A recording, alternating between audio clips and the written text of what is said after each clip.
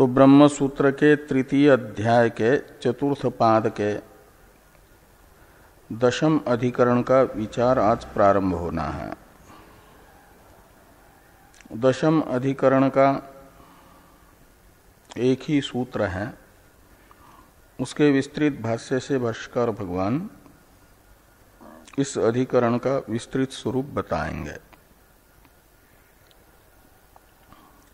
भारती तीर्थ जी ने 2 श्लोकों में इस अधिकरण का भी संक्षिप्त स्वरूप बताया है।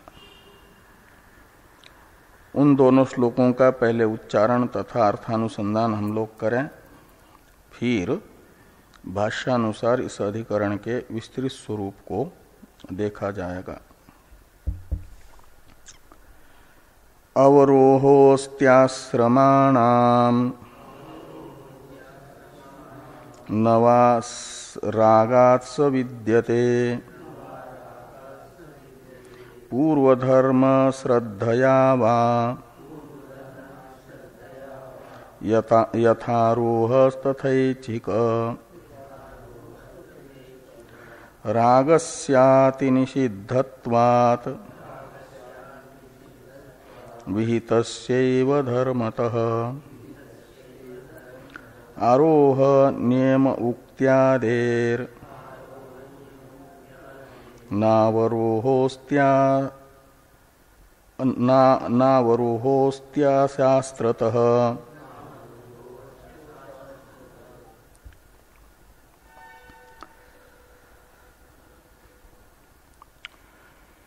तो आश्रमों को विषय बना करके संशय बताया जा रहा है। आश्रमों का आरोह माना जाता है ब्रह्मचर्य आश्रम का शास्त्र विधि के अनुसार समापन करके या तो द्वितीय आश्रम में जाए, वैराग्य भाव है तो, और वैराग्य है तो चतुर्थ आश्रम में जाए, और वैराग्य न होने पर भी ब्रह्मचर्य का समापन करके गृहस्थ में जब प्रविष्ट होता है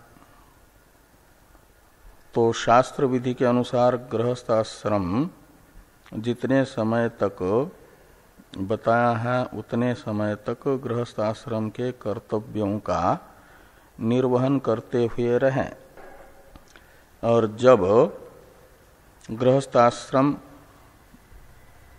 का समय पूरा हो जाए तो वैराग्य न होने पर भी वानप्रस्थाश्रम ग्रहण करें। वानप्रस्थाश्रम में विधि के अनुसार जितने समय तक रहने के लिए कहा उतने समय तक रह करके फिर त्रैवर्णिक के लिए कहा गया चतुर्थाश्रम में प्रविष्ट हो जाए। ये आश्रमों का आरोह क्रम है, और यदि पूर्ववर्ती 3 आश्रमों में से जिस किसी भी आश्रम में रहते हुए विवेक पूर्ण वैराग्य हो जाए तो सीधे चौथे आश्रम में, पहले आश्रम से द्वितीय आश्रम से भी और तृतीय आश्रम से भी चतुर्थ आश्रम में बताया गया है। पूर्व आश्रम से क्रम से उत्तर आश्रम स्वीकार करना, या पूर्व आश्रम त्रय में से जिस किसी भी आश्रम में रहते हुए चतुर्थ आश्रम को वैराग्य पूर्वक स्वीकार करना, ये आश्रमों का आरोह माना जाता है। और अवरोह है चतुर्थ आश्रम में प्रविष्ट हुआ जो है, अर्थात संन्यास का अनुष्ठान कर लिया और बाद में राग वशात या पूर्व आश्रम में किए जाने वाले जो कर्म थे उन कर्म के प्रति श्रद्धा विशेष के कारण संन्यास आश्रम से फिर पूर्ववर्ती 3 आश्रमों में आना, तीन में से किसी भी आश्रम में, तो माना जाता है अवरोह। तो ये जो अवरोह क्रम है संन्यास से, वह संभव है कि नहीं है? शास्त्र आश्रम के आरोह का जैसे प्रतिपादन करता है, ऐसे अवरोह का प्रतिपादन करता है कि नहीं करता है? उत्तरोत्तर आश्रम में प्रविष्ट होने के लिए विधान जैसा करता है, ऐसे उत्तराश्रम से पूर्वाश्रम में लौटने का भी शास्त्रीय विधान है कि नहीं है? ये संशय है आश्रमों को विषय बना करके। वही संशय बताया जा रहा है कि आश्रमाणाम अवरोहो अस्ति, आश्रमानाम अवरोहो नास्ति वा, ये संशय है। आश्रमों का अवरोह होगा शास्त्र अनुमोदित या नहीं होगा, इस प्रकार का संशय है। यानी संन्यास आश्रम से वापस पूर्ववर्ती आश्रमों में लौटना शास्त्र सम्मत है या शास्त्र सम्मत नहीं है, ये पूछा गया। तो पूर्व पक्षी अपना निर्णय बताते हैं। तो कहते हैं जैसे शास्त्र केवल अधिकारी के सामने आश्रमों का वर्णन करता है, जबरदस्ती किसी को ब्रह्मचारी से गृहस्थ नहीं बनाता। शास्त्र तो ज्ञापक होता है ना, इष्ट साधनता का ज्ञान कराता है कि ये इस इष्ट का ये साधन है, इस इष्ट का ये साधन है, इस इष्ट का ये साधन है। इष्ट साधनत्व का विधान करता है और उस विहित साधन का फल जो चाहता है वह तत्त साधनों को स्वीकार करता है। आश्रम कर्म विहित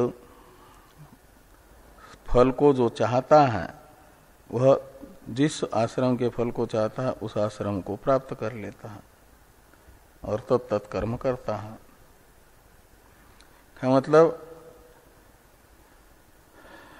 आश्रमों का आरोह पूर्व आश्रम को छोड़ करके उत्तर आश्रम को ग्रहण करना रूप आरोह तत्त उत्तर आश्रम विहित कर्मों का अनुष्ठान करने के लिए, ये आश्रम का आरोह जैसे अधिकारी की इच्छा के अनुसार होता है। शास्त्र जबरदस्ती नहीं कराता, बताता है इसका इस आश्रम का यह कर्तव्य है, इस आश्रम का यह कर्तव्य है, इसका यह फल है। फिर वो जो चाहता है वो तत्त आश्रमों को ग्रहण करता है। तो आरोह जैसे अधिकारी के इच्छा के अनुसार है। ब्रह्मचारी आश्रम से जो ब्रह्मचारी आश्रम में ही रहना चाहता है तो नैष्ठिक ब्रह्मचारी बन करके वहीं रहता है, उत्तराश्रम ग्रहण नहीं करता।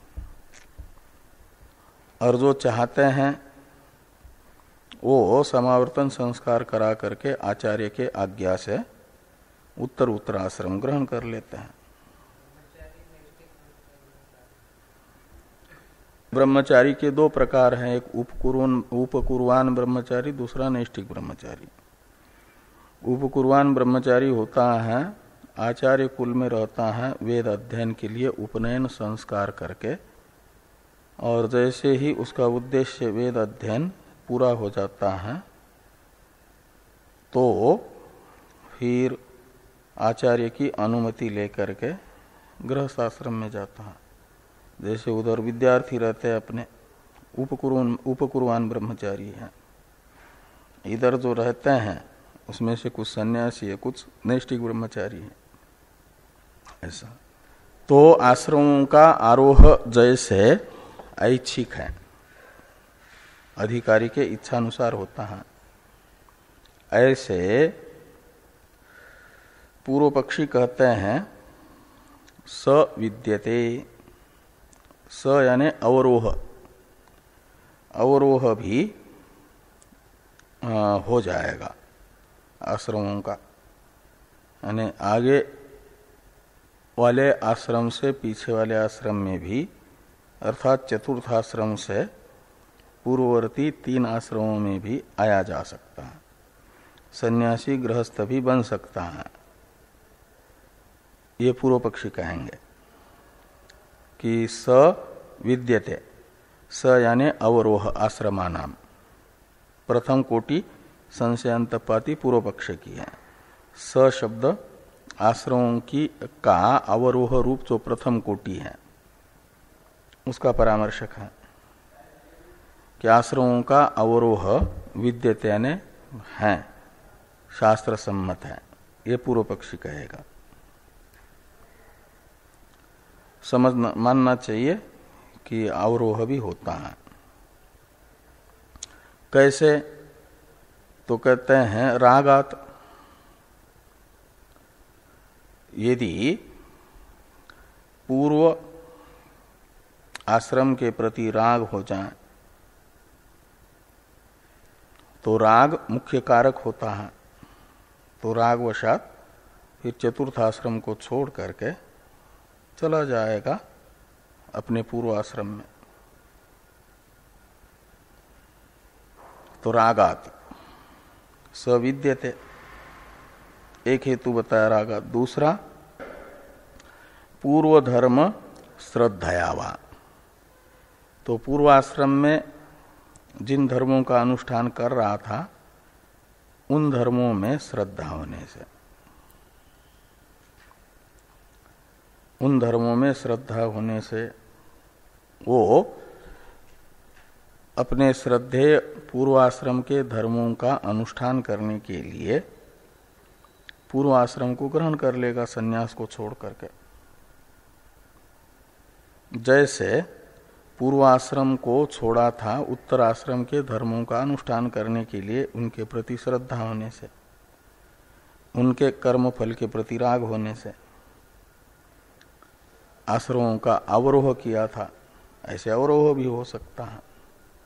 तो ये कहते यथा रोहस तथा ऐच्छिक, तो जैसे आरोह ऐच्छिक है ऐसे वो भी अवरोह भी ऐच्छिक हो जाएगा अधिकारी की इच्छा के अनुसार। इस प्रकार का पूर्व पक्ष है।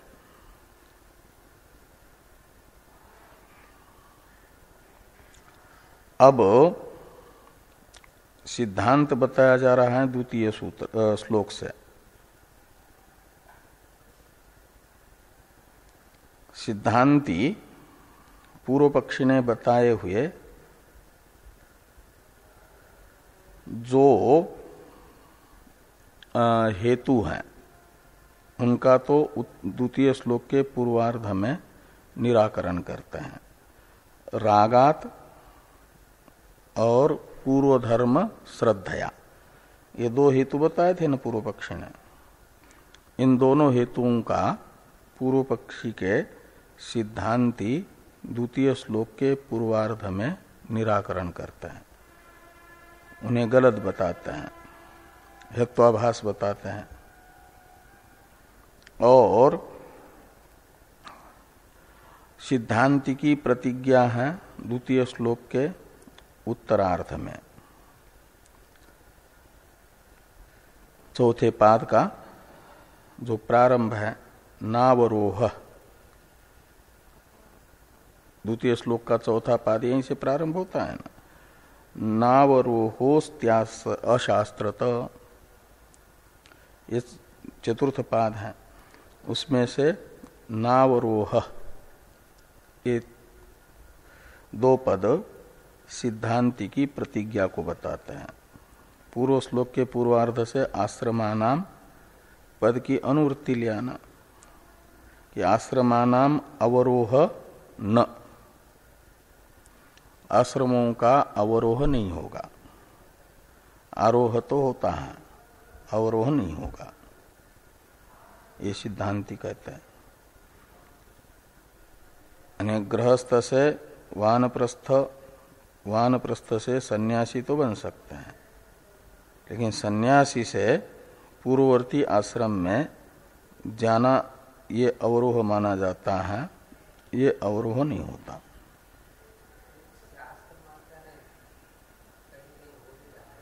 कर लेते हैं, वो बता रहे हैं, वो शास्त्र सम्मत न होने से धर्म नहीं है, अधर्म है।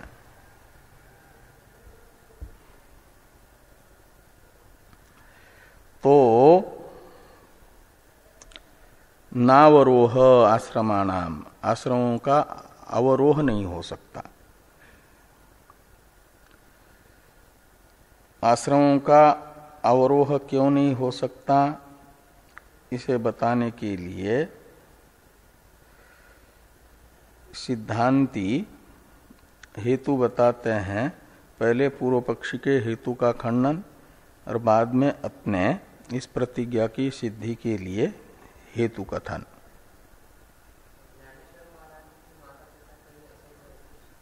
हाँ, माता पिता का नहीं, पिता का।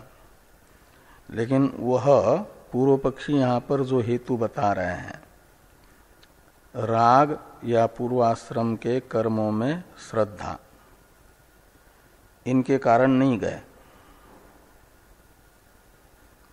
पूर्वाश्रम में प्रवेश का हेतु ज्ञानेश्वर महाराज के पिता के पूर्वाश्रम के प्रति राग या पूर्वाश्रम कर्मों के प्रति श्रद्धा नहीं था,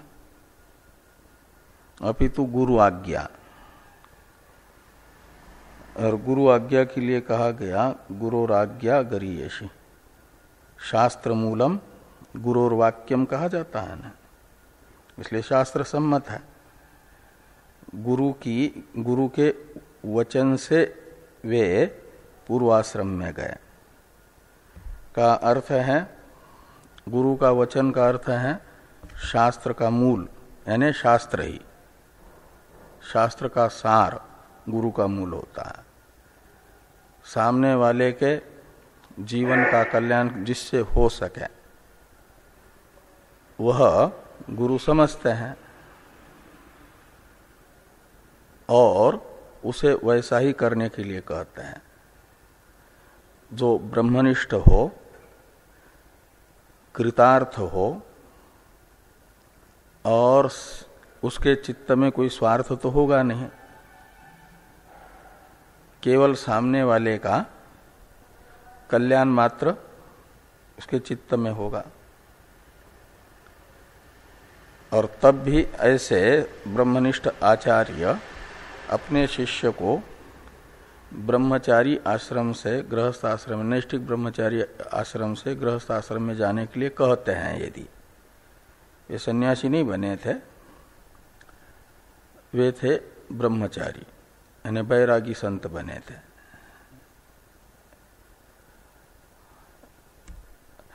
तो वो शास्त्र मूलक वाक्य होने के कारण गुरु आज्ञा ये शास्त्र ही होता है।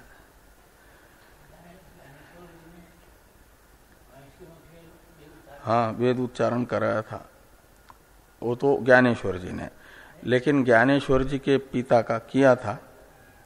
तो ज्ञानेश्वर जी के पिता का नैष्ठिक ब्रह्मचर्य आश्रम को छोड़ करके गृहस्थ आश्रम में प्रविष्ट होना वो शास्त्र सम्मत है। जो शास्त्र सम्मत है उसे अधर्म नहीं कहा जाएगा। उस दृष्टि से ये कह रहे हैं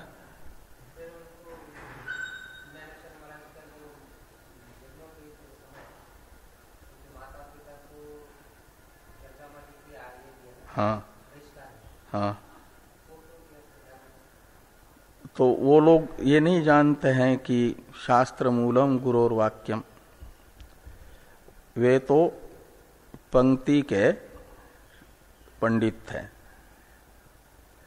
जो उस समय ये सदा सुनाए थे कि उसको छोड़ करके, यानी देह त्याग को छोड़ करके कोई दूसरा प्रायश्चित तो हो नहीं सकता करके, वो शास्त्रों में ऐसे ही लिखा है।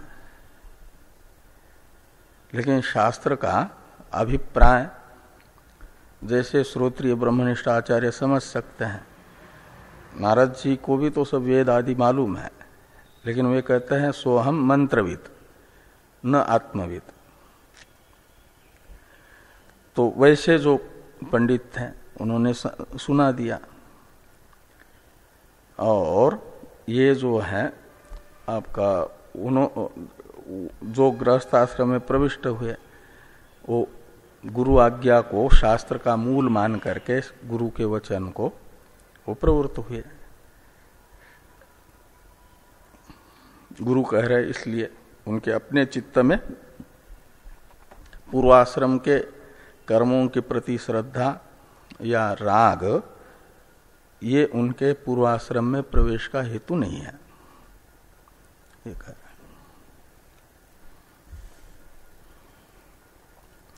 तो पूर्व पक्षी ने पूर्वाश्रम में प्रवेश का जो हेतु बताया है उसका खंडन पूर्वार्ध में किया जा रहा है सिद्धांत के द्वारा। रागस्य अतिनिषिद्धत्वात्, पूर्व पक्षी ने सन्यासी से पूर्वाश्रम में प्रविष्ट होने के लिए जो हेतु बताया पहला राग, सन्यासी बन करके सन्यास आश्रम में कुछ दिन बिताने के बाद पूर्व आश्रम के प्रति रागोदय हो गया और उस राग वशात पूर्वाश्रम ग्रहण करेगा, ये पूर्व पक्षी कह रहे हैं। लेकिन कहते हैं सन्यासी के लिए तो शास्त्र राग को बहुत दूर फेंकने के लिए कहता है, राग निषिद्ध है।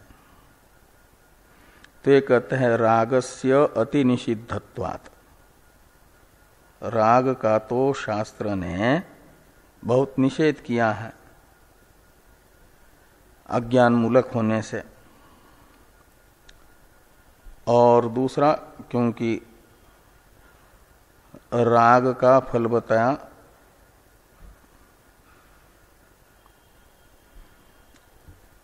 राग को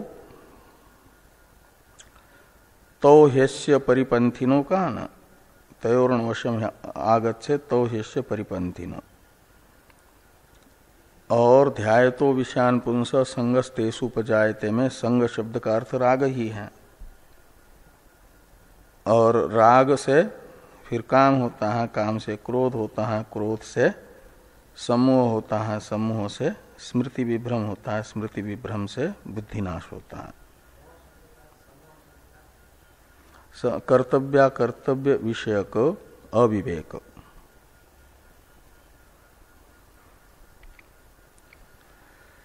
तो ये हो जाता है, उसके कारण फिर विनाश हो जाता है।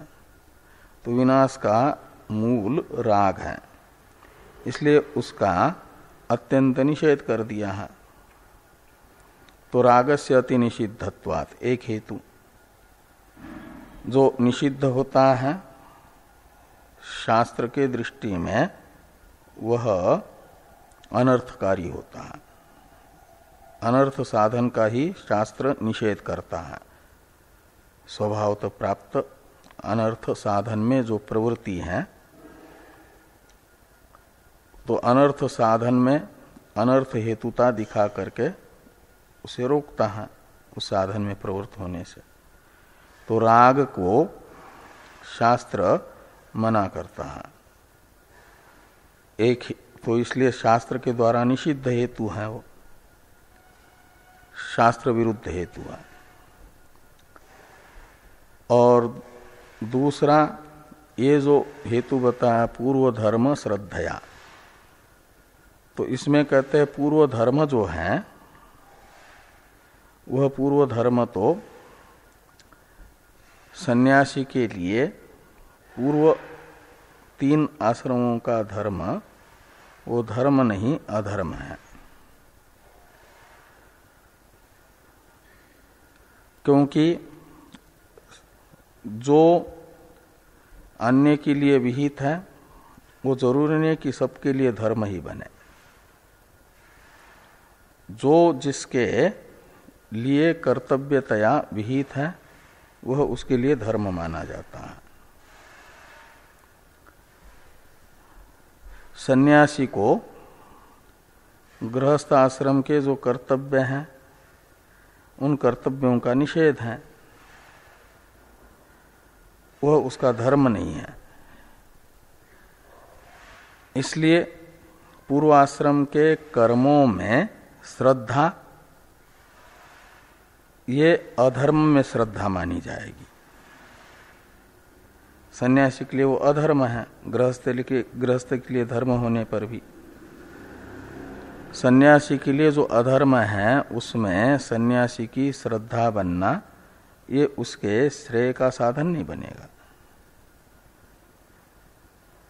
धर्म में श्रद्धा करने के लिए शास्त्र कहता है, अधर्म में श्रद्धा तो मानी जाती है मोह, अविवेक, भ्रम।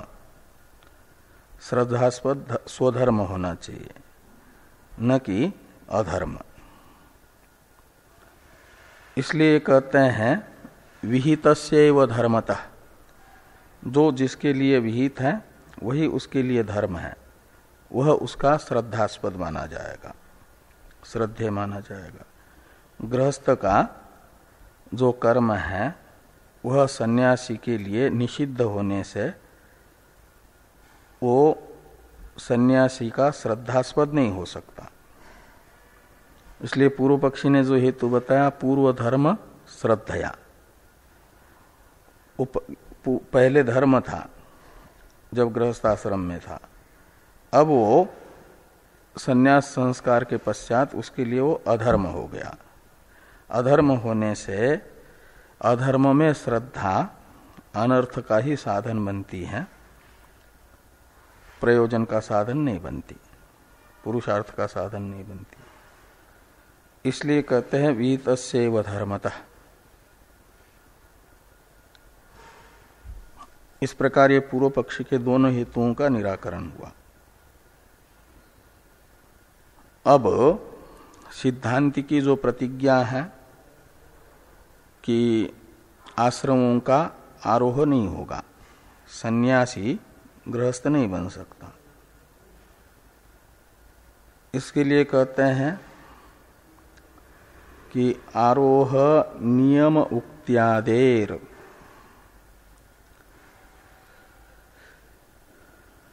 तो आरोह नियम तो बताया है, आरोह नियम का वचन है, विधान है, उक्ति यानी वचन, शास्त्रीय विधान।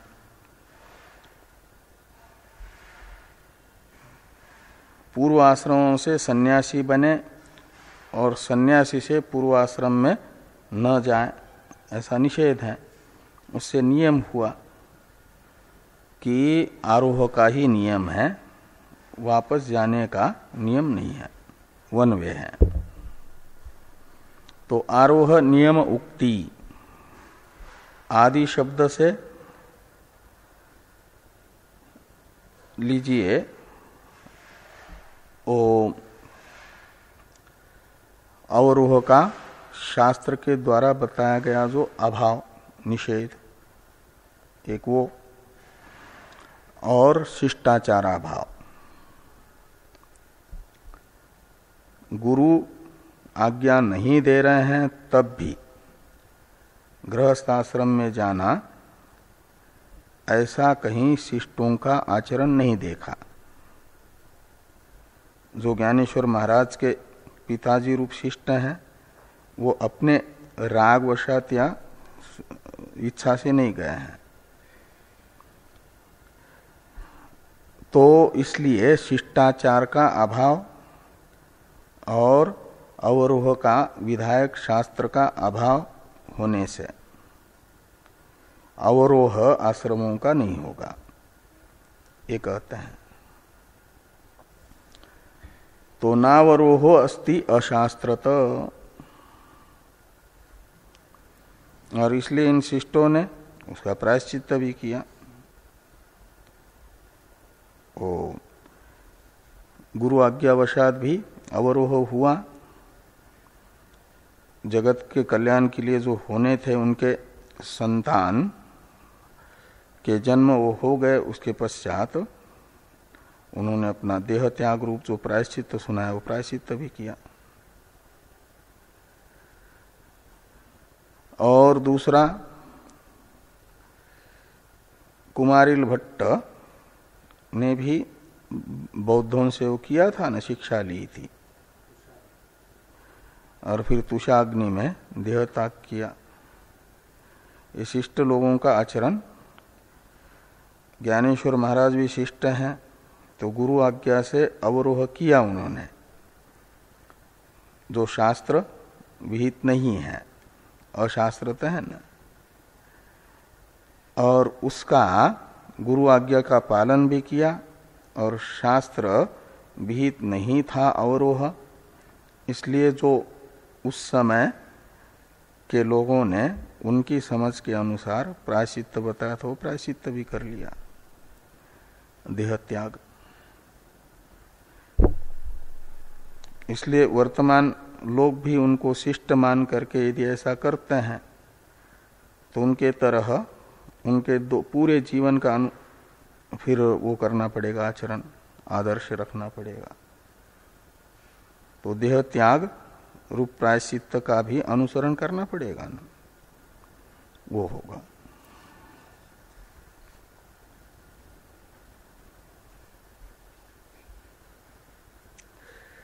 तो इस प्रकार ये एक बार यदि सन्यासी हुआ तो सन्यासी से पीछे लौटना ये शास्त्र सम्मत नहीं है, ये बताया गया। अब भाष्य को देखिए। संति ऊर्ध्वरेतसः आश्रमा इति स्थापितम, सन्यासी के भी आश्रम है, आश्रमा बहुवचन है ना, तो सन्यासी के अवान्तर 4 भेद बताए थे ना, हाँ, उसको लेकर के ये आश्रमा बहुवचन है। तो ऊर्ध्वरेता सन्यासी के भी अवान्तर 4 भेद हैं, यानी 4 सन्यास आश्रम है, 4 प्रकार के सन्यास हैं।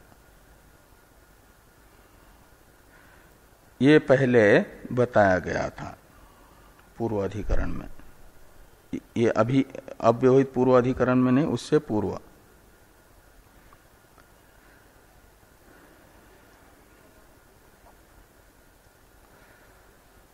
अब कहते हैं तांस्तु प्राप्तस्य कथंचित ततः प्रच्युति रस्ति नास्ति वा इति संशय। तो तान प्राप्तस्य, तो सन्यास के जो 4 प्रकार हैं उन 4 प्रकारों में से जिस किसी प्रकार को प्राप्त किए हुए जो है सन्यासी,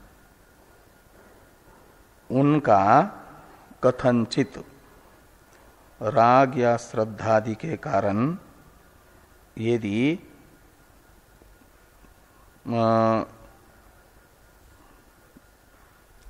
स्थिति हट जाती है, मन हट जाता है सन्यास आश्रम से, प्रच्युति हो जाती है, अवरोह हो जाता है, तो कहते हैं तान स्तु प्राप्तस्य कथंचित ततः प्रच्युति, तो ततः प्रच्युति रस्ति यानी अवरोह अस्ति, ततः यानी सन्यासात, नास्ति वा यानी ये सन्यासी से फिर वापस गृहस्थ में प्रवेश शास्त्र सम्मत है या नहीं, ये संशय हुआ।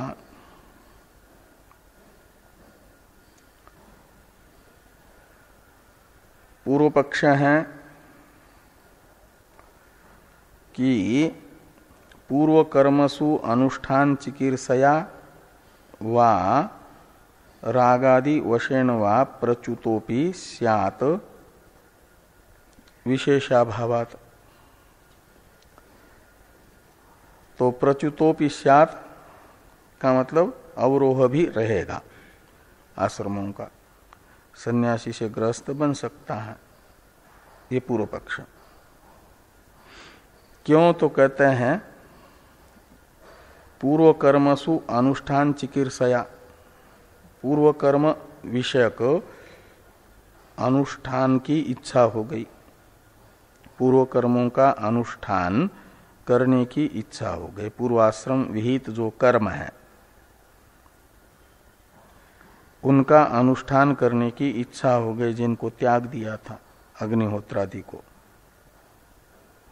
त्याग करके कुछ दिन सन्यासी बन करके रहे, लेकिन उनके बिना बेचैन रह रहे हैं, फिर करने की इच्छा हो रही है, तो फिर उनको करने के लिए फिर से आज्ञाधान करके गृहस्थ बन करके अपना कर सकता है। ये पूर्व पक्षी का कथन है। अथवा कहते रागादि वशेन वा, या तो रागादि वशात ऐसा कर सकते हैं। ऐसा क्यों? तो कहते विशेषाभावात, यानी जैसे सन्यासी पूर्वाश्रम को छोड़ करके अपनी इच्छा से बने थे, ऐसे सन्यास आश्रम को छोड़ करके फिर गृहस्थी बन सकते हैं अपनी इच्छा से, विशेषाभावात का अर्थ है।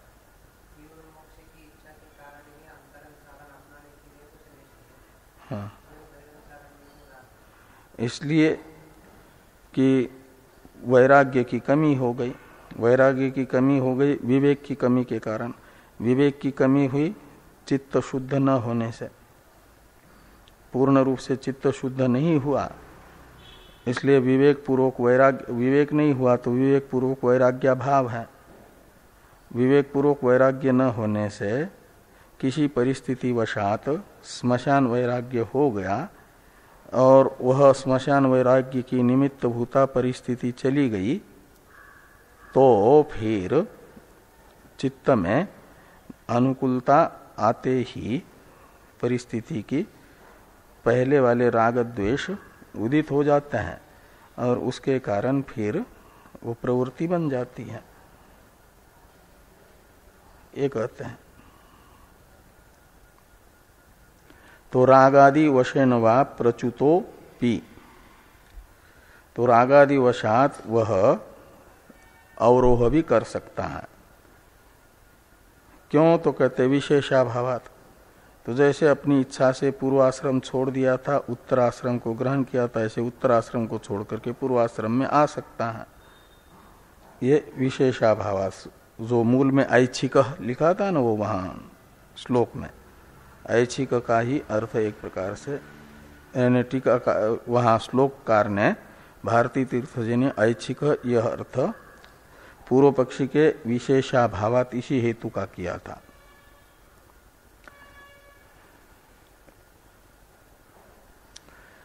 एवं प्राप्ते उच्यते, यानी इस प्रकार का पूर्व पक्ष प्राप्त होने पर सिद्धांति के द्वारा सूत्र से सिद्धांत बताया जा रहा है।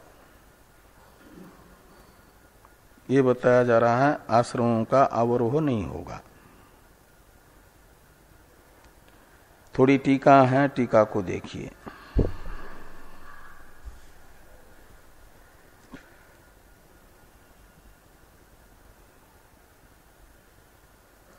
आश्रमात क्या लिखा है, यहां थोड़ा हट गया है, वो प्रिंट नहीं हुआ है पूरा। उत्तम आश्रमात ऐसा है, तो उत्तम आश्रमात पूर्वाश्रमं प्राप्तस्य प्रच्युतस्य कर्मापि विद्या हेतु अनाश्रमी कर्मवत इति संगति। तो अधिकरण के 6 अंश होते हैं ना, विषय, संशय, पूर्व पक्ष, सिद्धांत, संगति और फल। उसमें पूर्व अधिकरण के साथ इस अधिकरण की संगति बताई जा रही है इन शब्दों से। पूर्व पक्षी यानी पूर्व अधिकरण के साथ उत्तर अधिकरण की संगति बताई जा रही है पूर्व पक्षी के द्वारा कि उत्तम आश्रमात् पूर्वाश्रमं प्राप्तस्य, उत्तम आश्रम है संन्यास आश्रम, इसलिए संन्यास आश्रम से पूर्व आश्रम को जो प्राप्त हुआ, संन्यास को छोड़ करके गृहस्थ बन गया, तो कहते हैं पूर्वाश्रमं प्राप्तस्य प्रच्युतस्य, और बाद में अपना वो कर्म कर रहा है अग्निहोत्रादि, वह कर्म विद्या का हेतु बन जाएगा, चित्त शुद्धि का हेतु बन जाएगा। चित्त शुद्धि द्वारा संन्यास छोड़ करके गृहस्थ बना और गृहस्थ आश्रम में रह करके जो शास्त्र विहित तो अग्निहोत्रादि कर्म है वो कर रहा है, तो उसके वो जो कर्म है चित्त शुद्धि द्वारा विद्या के हेतु बनेंगे। ये कौन कह रहे हैं? पूर्व पक्षी। कैसे? तो कहते जैसे पूर्व अधिकरण ने बताया कि अनाश्रमिका भी जो जपादि कर्म है चित्त शुद्धि द्वारा विद्या का हेतु बन जाता है, ये पूर्व अधिकरण में बताया गया ना। तो अनाश्रमिका कर्म भी चित्त शुद्धि द्वारा जैसे जपादि का हेतु है, ऐसे उत्तम आश्रम छोड़ करके पूर्वाश्रम में जो प्रविष्ट हुआ, संन्यास आश्रम से प्रच्युत हुआ, उसके द्वारा फिर से गृहस्थ आश्रम में किए जाने वाले जो अग्निहोत्रादि कर्म हैं वे अनाश्रमी के जपादि कर्म के तरह चित्त शुद्धि द्वारा विद्या के हेतु बनेंगे। ये पूर्वाधिकरण के सिद्धांत को दृष्टांत बना करके इस अधिकरण का पूर्व पक्ष प्रारंभ हो रहा है ना, इसलिए पूर्व अधिकरण के साथ इस अधिकरण की दृष्टांत संगति होगी। ये संगति बताई। तो उत्तम आश्रमात् पूर्वाश्रमं प्राप्तस्य प्रच्युतस्य कर्मापि विद्या हेतु, तो जो संन्यास आश्रम को छोड़ करके पूर्वाश्रम में प्रविष्ट हुआ और संन्यास आश्रम से प्रच्युत हुआ और गृहस्थ आश्रम के कर्म कर रहा है, उसके वे कर्म चित्त शुद्धि द्वारा विद्या के हेतु बनेंगे, जैसे अनाश्रमी के द्वारा किए जाने वाले जपादि अनाश्रमी के चित्त शुद्धि द्वारा विद्या के हेतु बनते हैं। ऐसा ये दृष्टांत दार्ष्टान्त भाव संबंध पूर्व अधिकरण के साथ इस अधिकरण का बताया गया, इसलिए कहा संगति। तो इस अधिकरण के पूर्व पक्ष के मत में फल क्या होगा? संगति रूप अंश टीकाकार ने बता दिया, अब फलांश बता रहे। फल पूर्व पक्ष के मत में और सिद्धांत मत में अलग अलग होता है। तो पूर्व पक्ष के मत में फल बताया जा रहा है, पूर्व पक्ष फलम च एतत्, एतत् से लेना संन्यास छोड़ करके फिर गृहस्थी बन करके गृहस्थ आश्रम में रहते हुए किए जाने वाले कर्मों में विद्या हेतुत्व, ये एतत् शब्द से लेना, ये पूर्व पक्ष के मत में फल होगा।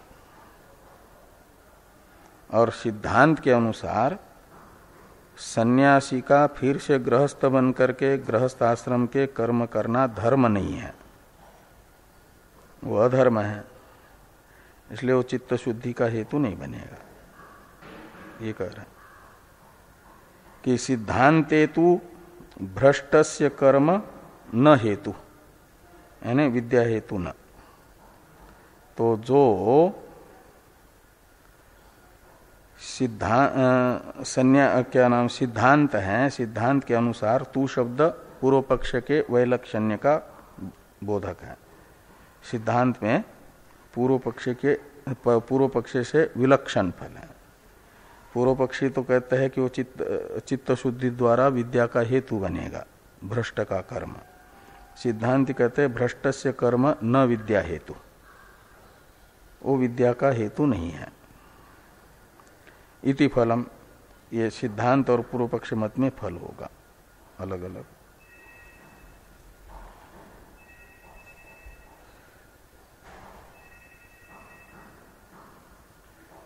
ऐसा क्यों हुआ, ये संशय का हेतु बताया जा रहा। ये फल संगति और ये संशय बताया गया, क्या नाम, फल बताया गया, संगति और फल। अब संशय बताया जा रहा, संशय का हेतु बता रहे टीकाकार कि रागादि प्राबल्यात प्रच्युति निषेधाच्च प्रच्युति प्रामाणिकी न वा इति संशय। रागादि प्राबल्य और प्रच्युति का निषेध, यानी सन्यासी के चित्त में पूर्वाश्रम के प्रति राग अधिक हो गया, एक हेतु पूर्व पक्ष की कोटि का। और शास्त्र सन्यास आश्रम से पीछे लौटने के लिए मना कर रहा है, ये दूसरा हेतु प्रच्युति निषेध, यानी अवरोह का निषेध। इसके लिए ये संशय होता है कि प्रच्युति यानी अवरोह प्रामाणिक है या अप्रामाणिक है, यानी प्रमाण है शास्त्र, शास्त्र सम्मत है अवरोह, या शास्त्र असम्मत है। ये संशय हुआ। ये संशय होने पर पूर्व पक्षी ने बता दिया कि अवरोह हो सकता है करके, लेकिन सिद्धांत बताया जा रहा है कि अवरोह शास्त्र सम्मत नहीं है। ये तद्भूतस्य तु ना तद्भावो इत्यादि से बताया जा रहा है। इस पर चर्चा हम लोग कल करेंगे।